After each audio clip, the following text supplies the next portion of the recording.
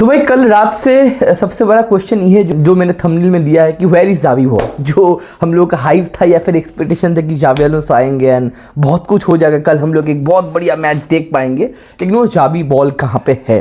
देखो ये बहुत जगह पे ट्रोलिंग वगैरह भी चल रहा है कि अंशुलती कल साइडलाइन पे था या फिर जावी अलोंसो था। जावी अलोंसो आया है ना, हम लोगों ने जावी अलोंसो को साइन किया है ना। बहुत सारे लोग बोल रहे कि कार्लो अंशुलती मैनेज कर रहे थे कल का मैच देख के।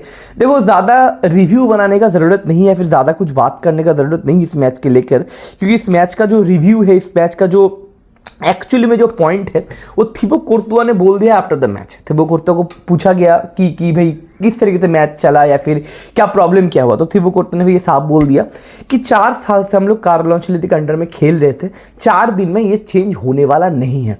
क्योंकि आप एक पैटर्न, मतलब कार्लो अंशुलती का जो वायरस है या फिर उसका जो चीज़ है वो चीज़ खत्म करने के लिए, फिर चेंज करने के लिए ना आपको थोड़ा टाइम चाहिए। क्योंकि कल का मैच का देखो जावी अलोंसो करना क्या चाहता है या फिर जावी अलोंसो करवाना क्या चाहता है। वो चाहता है कि क्विक ट्रांजिशन जल्दी से हो, बॉल जल्दी जल्दी मूव करे, लोग जल्दी से पास अपना छोड़े, ज़्यादा बॉल होल्ड या फिर ज़्यादा कन्फ्यूजन क्रिएट ना हो, जल्दी से बॉल मूव करे। क्या हम लोग मूव करवा पा रहे थे बॉल? एकदम नहीं। और हम लोग पोजीशन लूज कर दे रहे थे। वो जो टक टिक करके बॉल जो मूव होता है बायर लेविगेशन में हम लोगों ने देखा, ट्रांजिशन में बताओ लेफ्ट जो विंग बैक था, ऑब्वियसली ये फॉर्मेशन अलग था, बैक 3 में खेलते आपके बायर लेविगेशन जब था जावी अलोंसो के अंडर में बैक 3 में खेलते थे, लेकिन मिडफील्ड में बॉल जल्दी से रोल होता था। लेकिन कल के मैच में हम लोगों ने देखा कंफ्यूजन क्रिएट हो रहा था, बॉल लेके थोड़ा कंफ्यूज हो रहे थे कि बॉल किसको दूं, कौन रन ले रहा है, किसको बॉल रिलीज करना चाहिए, बॉल होल्ड करना चाहिए कि नहीं। ये जो कंफ्यूजन का मामला है कहाँ से आया? क्योंकि 4 साल आप एक पैटर्न में खेल के आए हो मेरे भाई।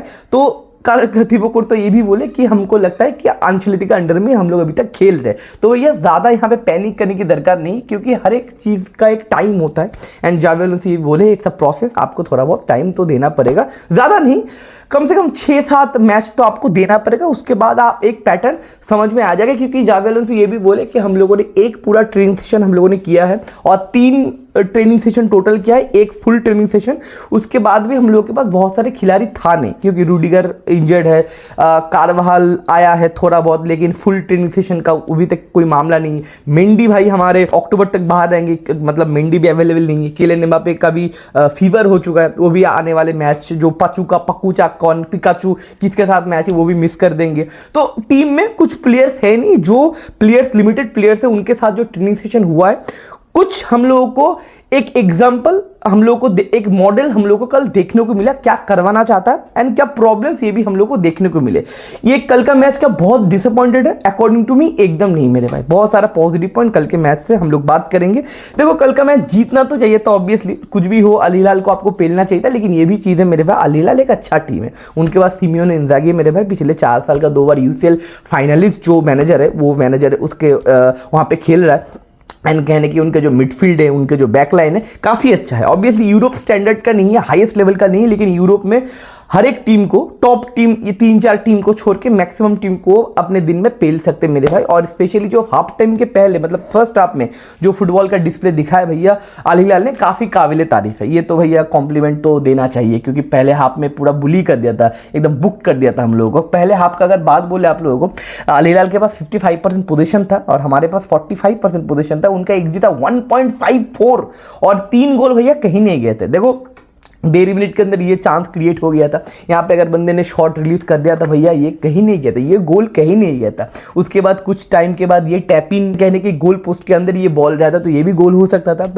तो पहले 5 मिनट के अंदर थिबो कोर्तुआ ने 2 मोटा मोटी सेव कर लिए थे। तो थिबो कोर्तुआ सेव कर रहा है 1 वर्सेस 1, मिडफील्ड बॉल कंट्रोल नहीं हो रहा है और काउंटर पे हम लोग गोल कंसीड करने के तादाद में चले गए। तो बहुत सारे लोगों को लगा था कि भाई अभी तक कार्लो अंशुलती है हमारे रियल मैड्रिड के कैंपेन में। लेकिन सेकंड हाफ में ये चीज़ चेंज हुआ। जावी अलोंसो को पूछा गया कि सेकंड हाफ में आपने क्या इंस्ट्रक्शन दिया। जावी अलोंसो बोला कि भाई हम लोगों ने डिसाइड किया कि हम लोग बॉल के साथ थोड़ा ज़्यादा टाइम स्पेंड करेंगे, ज़्यादा हड़बड़ी नहीं करेंगे, बॉल पोजीशन लूज नहीं करेंगे, थोड़ा टेम्पो बताओ या फिर थोड़ा पेशेंस हम लोग ज़्यादा बॉल के साथ देंगे। और देखो सेकंड हाफ में ये चीज़ चेंज हुआ। सेकंड हाफ में हम लोगों ने पोजीशन कितना किया, 60%। इमीडिएट इफेक्ट आपको देखना, मतलब देखो चीज़ क्या है, एग्जीक्यूशन नहीं हुआ। आई नो दैट कल के मैच में एग्जीक्यूशन नहीं हुआ, लेकिन कल के मैच में प्लान प्लान क्या है, पैटर्न क्या है, क्या करवाना चाहता है, मोटिव क्या है, ये हम लोग तो भाई समझ गए भैया। मोटिव ये है, अब एग्जीक्यूशन करने में मेरे भाई टाइम लगेगा, 4-5 मैच देखने को मिलेगा, लेकिन एक प्लान तो दिखा जो हम लोगों ने अंशुलेती के अंडर में प्लान उस तरीके से नहीं दिख रहा था। ऑब्वियसली वो बातचीत हो गया था, अंशुलेती छोड़ के जाएगा। मैं इस यहाँ पे अंशुलेती को क्रिटिसाइज नहीं कर रहा हूँ, क्योंकि अंशुलेती को क्रिटिसाइज भैया बनता नहीं है। रियल मैड्रिड के लिए अंशुलेती जो किया है, ऑब्वियसली क्रिटिसाइज करना भैया डिसरेस्पेक्ट होगा। लेकिन चीज़ क्या है कि 2 महीने पहले जो हम लोगों के पास कोई प्लान नहीं था, मतलब मोटिव नहीं था बॉल के साथ हम लोग क्या करेंगे, वो हम लोग को दिख रहा है। एंड थोड़ा बहुत ग्लिम्सेस हम लोग को देखने को मिले, स्पेशली सेकंड हाफ में। हम लोगों ने 60% बॉल रखा, उनके पास 40% बॉल था। हमारा XG हो गया भैया 1.73 विथ 3 बिग चांसेस, और उनका XG भैया 0.33। मतलब हम लोगों ने सेकंड हाफ में बॉल कंट्रोल भी किया, फाइनल थर्ड में गए भी, और हम लोगों ने चांसेस भी क्रिएट किया। लेकिन हम लोग एक चीप पेनल्टी दे दिए पहले, ये पेनल्टी नहीं देना चाहिए था। राहुल एसेंसियो का एक पैटर्न बन चुका है, ये चीप पेनल्टी दे दे भाई, सामने रेफरी है, आप इस तरीके से उसको ब्लॉक कर रहे हो, मतलब क्या है, मतलब बहुत चीप पेनल्टी था मेरे भाई। वहां पे अगर शॉर्ट बॉट बंदे ने मार लिया होता, मुझे नहीं लगता वहां पे गोल वोल का थ्रेट हो सकता था, लेकिन राहुल एसेंसियो ये भैया काम कर दिया और 1-1 वहां पे हो गया। और हमारे जो गोंजालो गार्सिया है, देखो एक चीज पॉजिटिव पॉइंट इसके बारे में बात करेंगे, सबसे इंपॉर्टेंट पॉजिटिव पॉइंट यही है, हमारा एक काउंटर मिला एंड उसके पास रॉड्रिगो ने कमाल के एक एंगल से बंदे ने एक असिस्ट दिया। और हमारे जो न्यू बंदे हैं, ला फैब्रिका का जो बंदा है, 21 साल का बंदा है,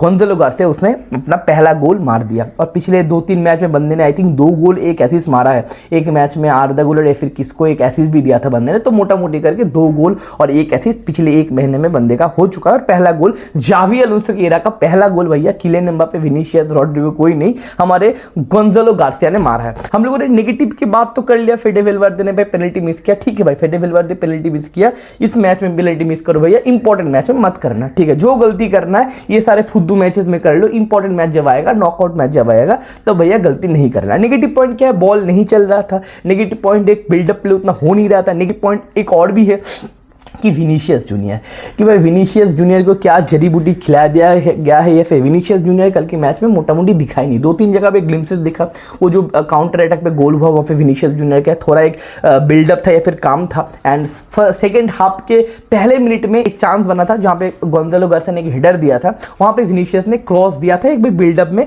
काम वगैरह हुआ था, अटैकिंग एक्शन में विनीसियस का कॉन्ट्रीब्यूशन था। ये 2-3 जगह अगर विनीसियस जूनियर को आप साइड लाइन कर देते हो पूरा 90 मिनट्स, भैया विनी मेरे को दिखाई नहीं। अब विनी का क्या प्रॉब्लम है, I don't think so. Rodrigo भी राइट हैंड साइड से पता नहीं क्या कर रहा था, थोड़ा आइसोलेट हो जा रहा था, लेकिन मैं रॉड्रिगो के ऊपर ज्यादा क्रिटिसाइज नहीं करूंगा। क्यों पता है, क्योंकि रॉड्रिगो अपने फेवरेट पोजीशन में नहीं खेल रहा है, वो आउट ऑफ पोजीशन खेल रहा है बहुत सालों से। He is a left winger, simple फंडा है मेरे भाई, he is out and out left winger. वो रियल मैड्रिड के लिए अपना पोजीशन का सैक्रिफाइस कर रहा है, क्योंकि पिछले 4 साल से वहां पे विनीसियस जूनियर खेल रहा है। तो राइट हैंड साइड पे रॉड्रिगो उतना फट नहीं रहा है, इसके ऊपर मैं क्रिटिसाइज उतना भी नहीं करूंगा। लेकिन रॉड्रिगो को ज्यादा कुछ करने की जरूरत था कल के मैच में, लेकिन रॉड्रिगो भी मेरे को दिखा नहीं। उसके बाद आर्नोल्ड का अगर बात बोले, आर्नोल्ड भी 2-3 जगह पे बॉल पोजीशन लूज किया, लेकिन बंदा इन्वर्ट करके मिडफील्ड में आ रहा था, इन्वर्टेड मिडफील्डर या फिर मिडफील्ड में एक एक्स्ट्रा मैन प्ले कर रहा था। बंदे ने बॉल चलाया, क्रॉसेस वगैरह मारे, लेकिन उतना थोड़ा तेज क्रॉसेस हो गया, उतना अच्छा से क्रॉस गया नहीं, लेकिन ठीक है, मोटा मोटी करके उसका भी डेब्यू ठीक ठाक हुआ। ये तो हो गया नेगेटिव पॉइंट। अब एक एक करके पॉजिटिव पॉइंट के ऊपर बात करते हैं। पहला पॉजिटिव पॉइंट क्या है कि डेन ह्यूस्टन, बंदे ने 2-3 जगह पे थोड़ा बहुत मिस्टेक किया, लेकिन बंदे ने सेकंड हाफ में अच्छी तरीके से बॉल रोल किया, मिडफील्ड में बंदे ने बॉल लेके गया एंड 2-3 क्लियरेंस भी अच्छा हुआ एंड काफी बंदा कंफर्टेबल दिखा। एंड फर्स्ट हाफ के कंपैरिजन में सेकंड हाफ में बंदा ज्यादा ऑब्वियसली कंफर्टेबल दिखा एंड 2-3 चांसेस भी बंदे ने क्रिएट कर दिए थे अपने पासिंग से। Second positive point, I am very surprise कि कल के मैच में फ्रान गार्सिया खेला, बहुत खूब खेला बंदे ने। कल बंदे ने 53 पासेस दिए, उसमें से 49 पासेस एक्यूरेट पासेस गए एंड उसको कोई ड्रिबल पास नहीं कर पाया लेफ्ट हैंड साइड से। देखो बंदा थोड़ा फिजिकली थोड़ा कम है, हाइट भी थोड़ा कम है, डुएल पे जा नहीं पाता। लेकिन चीज़ क्या है ना, हमारे पास लेफ्ट बैक में जो लॉन्ग टर्म लेफ्ट बैक था, हमारे पास लॉन्ग टर्म लेफ्ट बैक कौन था, मार्सेलो था। अब मार्सेलो के पास भी उतना हाइट या फिर उतना फिजिकलिटी नहीं था, he the total baller. Fran Garcia भी उस तरीके से बॉलर बन सकता है, बंदा रॉ है, बंदे को पॉलिश करा जा सकता है, धीरे धीरे अगर पॉलिश कर। देखो मेंडी वहां पे गारंटी नहीं खेलेगा, क्योंकि मेंडी का फॉरवर्ड प्रोग्रेशन एकदम है नहीं, फॉरवर्ड में बंदा पास नहीं देता भाई, मौत आ जाता है उसको पास देने में, बंदा बैक पास करता है। तो वहाँ पे अल्वारो कैरेरास या फिर अल्वारो फर्नांडिस जो आएगा वो खेलेगा। अगर अल्वारो का डील हम लोग मोटा मोटी कुछ घपला कर देते बाद में, तो वहाँ पे फर्स्ट चॉइस जावी अलोंसो के अंडर में फ्रान गार्सिया रहेगा, क्योंकि वहाँ पे ग्रिमाल्डो खेलता था। अगर लेफ्ट विंग बैक की रोल बताओ आपके बायर लेवरकुसेन में, वहाँ पे ग्रिमाल्डो ही था टोटल बॉलर। तो ग्रिमाल्डो के जगह पे अब गारंटी मेंडी आपको तो नहीं दिखेगा मेरे भाई, मेंडी पता नहीं कहाँ पे दिखेगा, लेकिन मेंडी लेफ्ट बैक में तो गारंटी नहीं दिखेगा। मेंडी अगर लेफ्ट बैक में होता है तो वहाँ पे भैया ओवरलैपिंग रन बताओ, क्रॉसेस बताओ, बिल्डअप बताओ, कुछ भी नहीं होगा। तो वहाँ पे फ्रान गार्सिया आपको दिखेगा। एंड मैं भी फ्रान गार्सिया को क्रिटिसाइज करता हूँ, लेकिन कल के मैच में फ्रान गार्सिया का थोड़ा कॉन्फिडेंट एक मैच दिखा। एंड बंदे ने बॉल प्रोग्रेशन बताओ, ओवरलैपिंग रन बताओ, क्रॉसेस बताओ, सारे कुछ अटेम्प्ट किया और बंदा ठीक ठाक ही काम वगैरह कर रहा था। और हाईएस्ट रेटिंग फुटबॉल पे फ्रान गार्सिया का ही है, तो ये एक बहुत बड़ा पॉजिटिव पॉइंट है। उसके बाद सबसे इंपॉर्टेंट चीज क्या है, सेकंड हाफ में जो आर्दा गुलर आए, आर्दा गुलर आने के बाद वो टेम्पो बताओ, वो बॉल के साथ थोड़ा पेशेंस, वो क्रिएटिविटी बहुत ज्यादा दिखा। राहुल असेंसियो को सब्स्टिट्यूट किया गया, बंदे ने पेनल्टी दिया, बहुत सारे लोग बोले पेनल्टी दे दिया इसलिए सब्स्टिट्यूट किया गया, नहीं। राहुल असेंसियो के बारे में बोले जावी Alonso, he is not 100% fit, बंदा एंटीबायोटिक लेके खेल रहा था और हीट के कारण, टेम्परेचर के कारण भाई बहुत ज्यादा थक गए थे राहुल असेंसियो, इसलिए बंदे को सब्स्टिट्यूट करना पड़ा। देखो हीट का एक बहुत बड़ा प्रॉब्लम है। अब यूएसए में हो रहा है, क्या ही बोले, कोई यूरोपियन कंट्री में होता तो उतना प्रॉब्लम नहीं होता, लेकिन यूएसए में 15 मिनट्स अंतर एक ड्रिंक्स ब्रेक दिया जा रहा है, मोटा मोटी करके वहाँ पे 3 ब्रेक हो रहा है, हाफ टाइम और 2 ड्रिंक्स ब्रेक। तो गर्मी है मेरे भाई, थोड़ा एंटीसिपेशन करने में प्रॉब्लम होगा हर एक आपके जो यूरोपियन कंट्रीज या फिर यूरोपियन जो प्लेयर्स होंगे। तो इसके लिए थोड़ा हीट के लिए फेडे वेलवर्डे थोड़ा फटीक दिख रहा था, विनीशियस को भी सब्स्टिट्यूट किया गया, सारे लोगों को थोड़ा फटीक ज़्यादा जल्दी हो गया था क्योंकि लॉन्ग एक सीजन था, उसके बाद एक हीट का भी प्रॉब्लम हो गया था। तो सेकेंड हाफ में आर्दा गुलर आने के बाद मुझे लगा ज़्यादा क्रिएटिव, ज़्यादा टेम्पो या ज़्यादा हम लोग बॉल के साथ पेशेंसली बिल्डअप किए। एक सेकंड पॉजिटिव पॉइंट कि आर्दा गुलर, मैं चाहता हूं सेकंड मैच में आर्दा गुलर को ज्यादा इन्वॉल्व करना पड़े। और सबसे जो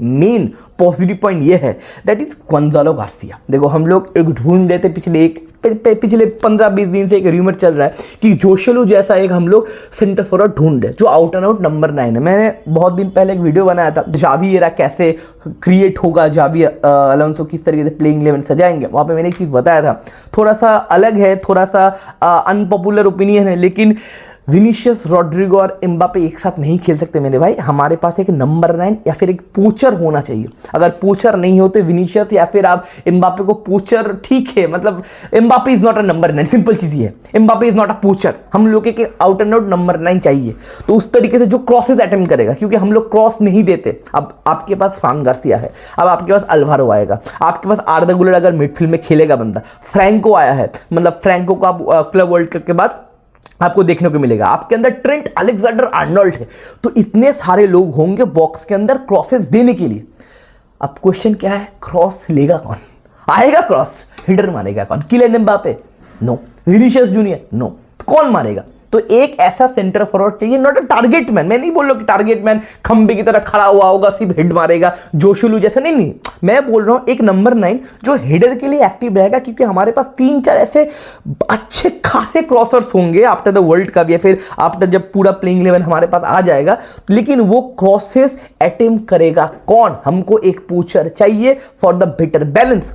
इसका एक बहुत बड़ा आंसर कल हम लोगों को मिला। ये 21 साल का ला फैब्रिका का बंदा गोंजालो गार्सिया, बंदे ने हर एक हेडर बंदे ने जीता। कोलीवली के ऊपर से अगर आप हेडर जीत रहे हो तो भैया आप यूरोप के मैक्सिमम सेंटर बैक को बीट करके हेडर जीतोगे। बंदे ने 2-3 हेडर ट्राई भी किया, ठीक है, गोल नहीं हुआ, गोल पे नहीं गया, लेकिन शॉट ऑन टारगेट गया, उनके गोलकीपर ने सेव वगैरह किया। लेकिन एक पोचर वाला रोल जो हम ढूंढ रहे, जो मार्केट में ढूंढ रहे भाई, किसको खरीदेंगे? हर वक्त आपको बाहर जाने की जरूरत नहीं होता मेरे भाई। रेस्टोरेंट से बहुत टाइम हम लोग घर पे अच्छा खाना बना सकते हैं, और आपके पास एक एकेडमी है एंड वहां पे एक बंदा है जो बंदा पिछले 1-1.5 महीने से अपना ग्लिम्सेस दिखा रहा है। तो मुझे लगता है कि गोंजालो गार्सिया को हम लोगों को थोड़ा पॉलिश करना चाहिए, थोड़ा टाइम देना चाहिए, और मुझे नहीं लगता कोई नंबर 9 को मार्केट से ढूंढना चाहिए हमको, क्योंकि इस बंदे के पास वो ग्लिम्सेस है। बंदा नंबर 9 जैसा पोचर है, बंदा सेकंड बॉल जीत सकता है, एरियल बॉल जीत सकता है, गोल भी बंदे ने एक मारा। लेकिन ऑब्वियसली शूटिंग टारगेट बताओ, पोजिशनिंग बताओ, थोड़ा गड़बड़ है, लेकिन वो तो सब ठीक हो जाएगा मेरे भाई। और बंदा हेडर भी जीता, जो क्रॉसेस के हम लोगों ने बात किया। तो मुझे लगता है कि इस बंदे को नंबर 9 के अप्रोच से हम लोग को खिलाना चाहिए। अब अगला मैच जो है, उस मैच में मेरे को लगता है कि प्लेइंग 11 में में थोड़ा चेंजेस होगा। मुझे एक चीज़ था कि कल के लाइव में साला चुआमिनी सेंटर बैक खेला सेकंड हाफ में, मैंने लाइव में बताया था चुआमिनी फिर से सेंटर बैक खेल रहा है, कुछ भी तो नहीं बदला यार। लेकिन वही बात है, रूडिगर होगा आपके बाद, इधर मिली तो होगा, ये सारे लोग अवेलेबल नहीं थे, इसलिए चुआमिनी को ही खेलना पड़ा कल के मैच में। मैंने सोचा भाई 6 महीने बाद भी अगर चुआमिनी सेंटर बैक खेलना, जावी अलोंसो क्यों आया, कार्लो अंचेलोत्ती ठीक था। लेकिन ऑब्वियसली ये तो हो गया भाई बैंटर या फिर थोड़ा दुख की बात। अगर लॉजिकली बात बोले, मैं ना अगले मैच में ना एक चेंज देखना चाहूँगा। देखो किलियन एम्बापे अगले मैच में भी नहीं खेलेगा, उसको फ्लू वगैरह फीवर वगैरह हो गया, अब ठीक होने में उसको अभी भी 8-10 दिन लगेगा। तो मुझे लगता है कि साल्जबर्ग के मैच या फिर राउंड ऑफ 16 से आपको किलियन एम्बापे देखने को मिलेगा। मैं चाहता हूँ थोड़ा चेंज हो अप फ्रंट में। बाकी जो 4-3-3 का फॉर्मेशन है सब कुछ ठीक है, लेकिन अप फ्रंट में मैं चाहता हूँ हमारे राइट हैंड साइड पे आपके आर्दा गुलर आए एंड थोड़ा ड्रॉप करके टेम्पो वगैरह कंट्रोल करने की कोशिश करे, क्रिएट करने की कोशिश करे। सेंटर फॉरवर्ड में मैं चाहता हूँ कि गोंजेलो गार्सिया रहे। लेफ्ट हैंड साइड पे ना मैं चाहता हूँ कि रॉड्रिगो ना अगले मैच में स्टार्ट करे। देखो विनीशियस का जो पंगा है, विनीशियस आउट ऑफ फॉर्म है पिछले 4-5 महीने से। विनीशियस का है, खेल रहा है, गोल भी दे रहा है, असिस्ट भी दे रहा है, लेकिन विनीशियस उस टच में नहीं है। मुझे लगता है विनीशियस के ऊपर एक थोड़ा ना रिलैक्टेंसी आ गया है। देखो विनीशियस का जो उम्र है, उसका जो एज है, उस एज से बंदे के पास अचीवमेंट बहुत ज़्यादा हो गया मेरे भाई। विनीशियस के पास जो अचीवमेंट है वो बहुत सारे प्लेयर्स का सपना है मेरे भाई। 2 यूसीएल के फाइनल में गोल, ऑलमोस्ट बैलन डोर जो मिलना चाहिए था, बैलन डोर उसको, FIFA player of the year वगैरह वगैरह बहुत कुछ मिल चुका है मेरे भाई। 2 यूसीएल अच्छे लोगों के पास नहीं है, 2 यूसीएल फाइनल में गोल भाई बहुत सारे गोट्स के पास भी नहीं है। तो बंदे को मुझे लगता है थोड़ा रिलैक्टेंसी आ गया मेरे भाई। और कार्लो अंचेलोत्ती विनीशियस को इस तरीके से अनलॉक किया। ऑब्वियसली कार्लो अंचेलोत्ती के साथ विनीशियस का जो रिलेशन है काबिले तारीफ है, खतरनाक रिलेशन है। उस रिलेशन के लिए ही विनीशियस आज विनीशियस जूनियर हुआ है। लेकिन मुझे लगता है कि एक रिलैक्टेंसी है कि भाई यहाँ पे तो मैं ही खेलूंगा, लेफ्ट हैंड साइड पे तो मैं ही खेलूंगा। ये एक कंपटीशन विनीशियस मेरे को नहीं लगता कि फील कर रहा है।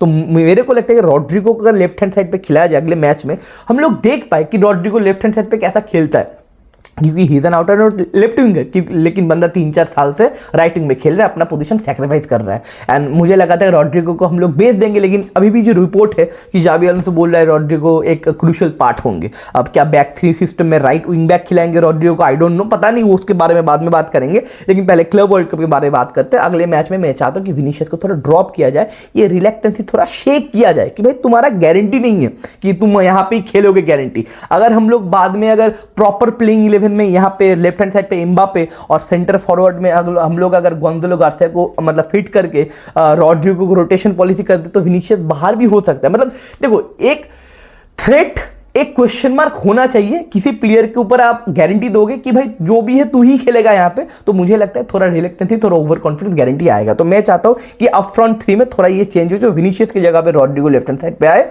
और राइट हैंड साइड पे आपका आर्दा गुलर आए। मैंने बताया था पिछले वीडियो में आर्दा गुलर को मिडफील्ड में फिट करने की कोशिश कर रहे हैं हमारे जावी अलोंसो, लेकिन वो क्लब वर्ल्ड कप के बाद ही होगा, क्योंकि फ्रैंको वगैरह आएगा। फ्रैंको राइट विंगर है, लेफ्ट फुटेड है। तो ये भी एक चीज़ है कि कल मैंने लाइव में ये भी एक पॉइंट बताया था कि हमारे पास बहुत ज़्यादा राइट फुटेड प्लेयर है, हमारे पास लेफ्ट फुटेड प्लेयर ज़्यादा है नहीं। हमारे पास पहले मार्शेलो था, हमारे पास पहले गैरेथ बेल था। तो राइट हैंड साइड से अगर कट इन करके गोल मारने का ऑप्शन आपके पास नहीं है तो प्रॉब्लम हो सकता है। तो मुझे लगता है राइट हैंड साइड पे Franco after the world cup put होगा एंड मिडफील्ड में आर्दा गुलर को। ये दोनों प्लेयर अगर हमारे प्लेइंग 11 में आ जाते हैं तो हमारे पास 2 लेफ्ट फुटेड प्लेयर हो जाएंगे। ये काफ़ी इंपॉर्टेंट है, लेकिन ये बात तो आफ्टर क्लब वर्ल्ड कप होगा। लेकिन आने वाले मैच में भैया जीतना पड़ेगा। साल्जबर्ग भी वहाँ पे जीत चुका है 3 गोल मार के आई थिंक। एंड कल का मैच जीतना चाहिए था, फेडरिको वेलवर्दे ने पेनल्टी मिस करते, लेकिन अभी वेलवर्दे के ऊपर हम लोग पीएनपीसी नहीं करेंगे मेरे भाई, क्योंकि वेलवर्दे जो किया वो किया, गलती होता है, नॉर्मल गलती भाई। ये रोनाल्डो से, ये मेसी से, बड़े बड़े प्लेयर से भैया पेनल्टी मिस हुआ है। तो मोटा मोटी करके जीतना चाहिए था। अगर जीत जाते तो उतना खराब नहीं लगता। दुख हो रहा है क्योंकि हम लोग मैच ड्रॉ किए, लेकिन सेकंड हाफ में हम लोगों ने देखा कि भाई इस टीम का पोटेंशियल क्या हो सकता है। अब आने वाले मैच में देखना पड़ेगा मेरे भाई। जितने सारे पॉजिटिव पॉइंट कुछ है वो हम लोग ने डिस्कस किया। और आपको कैसा लगा ये मैच, आपने क्या चीज़ नोटिस किया, आप कॉमेंट सेक्शन में जरूर लिखिएगा। तो मिलते हैं अगले वीडियो में। Take care, bye bye, see you.